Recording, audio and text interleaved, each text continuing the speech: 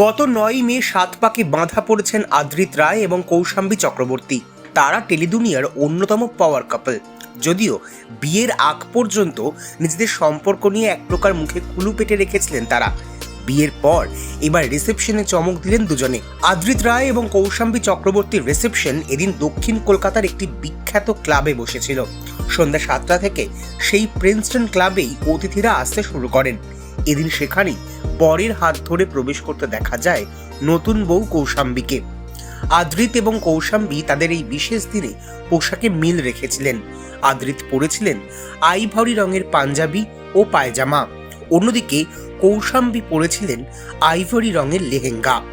চুল কার্ল করে খুলে রেখেছিলেন তিনি, সেখানে লাগানো ছিল সাদা ছোট ফুল। তাদের রিসেপশন লুক প্রকাশ্যে আসতেই সেটা প্রশংসায় ভরিয়ে দিয়েছেন অনুরাগীরা।